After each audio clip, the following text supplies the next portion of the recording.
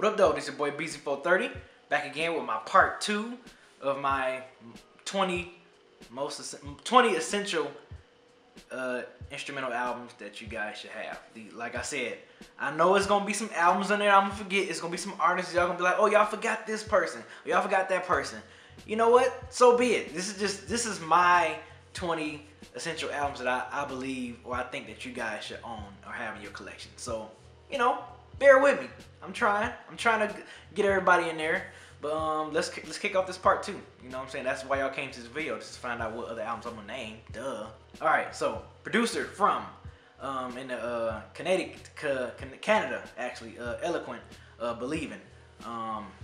Hey, dope dude from the I think he represents from the Vancouver area. I think he's from Vancouver, I believe. I'm not mistaken. Vancouver or Montreal. One of them areas in Canada that he's from. Exactly. Sorry if I'm not getting your city right, my dude, if you're watching this. But yes, Eloquent, Believin', dope project, man. I've seen this dude. This is another one of the producers I've been following him for years and just seeing his production elevate and just go get better and better with each project, man. That's so dope. That's good. That is so dope. When you get better with each project you release, man. He got a new one released last year called Worst Case Scenario. I think it was in one of my top 2016's release for last year when I did my list for that. But yeah, check them out. Eloquent, Believin'. Make sure you have that. You can get that, I think only digitally. I think you only get it digitally for as of right now. But yes, check it out. Get that one. Next one, I'm pretty sure you guys heard of this dude. He's been hot lately, man. Been producing for Freddie Gibbs. Been producing for the internet. K-Tronada. How I'm saying it? The title, K-Try to Do. I think that's the name of the project. K-Try to Do by K-Tronada. Y'all, I'm pretty sure y'all heard of him at this point. You know, got this album 99.9% out. Done work with Fonte, Anderson .Paak. You know, like I said, Freddie Gibbs, he did some dope stuff with Freddie Gibbs. But yes, if you're not familiar with K-Tronada and you a beat head or a beat lover and you like instrumental albums, you sleeping. You sleeping on this one. K-Try to Do. That's the name of the project. I hope I'm saying that right. These little names be tricky sometimes. I don't want to mispronounce stuff. But yes, please check that out, man. He got this one joint called Club Bang, man. Oh my God, it's like such a glorious, luxurious trap beat I've ever heard, man. That shit is so damn dope on there, man. Just the name one. That's just like my favorite on that joint. But yes, K-Tronada, K-Try to Do. Check it out. Get it. Own it. Another one. Bad, Not Good. Part 3. I love what those dudes be doing, man. I think, shout out to Needle Drop, too. Needle Drop put me up on them right when they released their debut album, when they just released one. You know, their first debut album, he put me up on them then. I've been hooked on them ever since then, man. And they have they 4, which I think I had in my 2016 favorite albums of instrumental albums of 2016. It was their first project where they actually did original work, which was like original beats. You know, most of their first 3 albums, they was kind of like recreating, you know, popular beats of productions that we familiar with. And I just think 3, they picked some of my favorite joints to recreate on that album. So yes, that's definitely an essential. I think you can get that. I think you can get it physical. I think it was a very limited release of physical, and now as you can find it on discog.com. But you can get, other than that, you can get on their Bandcamp, man. You can just go on their Bandcamp. I love Bandcamp, man. Go on their Bandcamp and get it. 3, Bad, Not Good. Next one. How can I talk about an essential instrumental albums and not bring up this dude, man? DJ Shadow, Introduction. It's like introducing.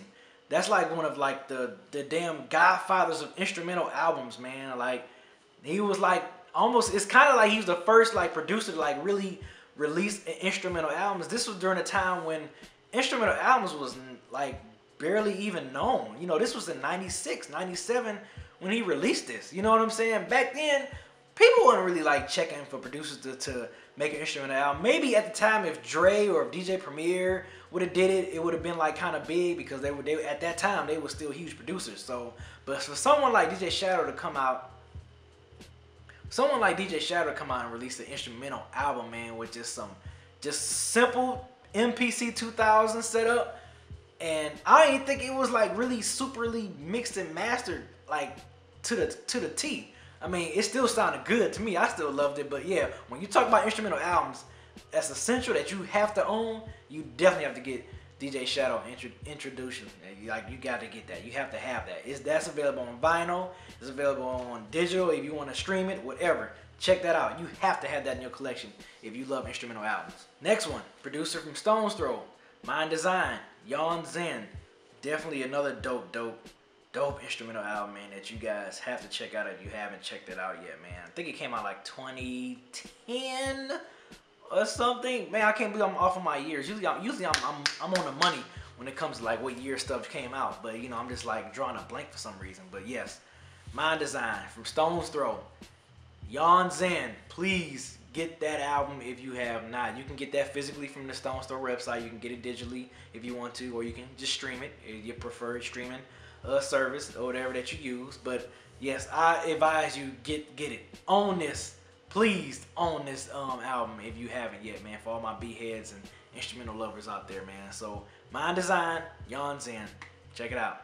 Up next, we have Detroit producer Apollo Brown with Clouds. Clouds is on Mellow Music Group. Shout out to Mellow Music Group. I always love the work and all the artists and the creativity. Everything they put out, man, Mellow Music Group, they never, rarely disappoint me.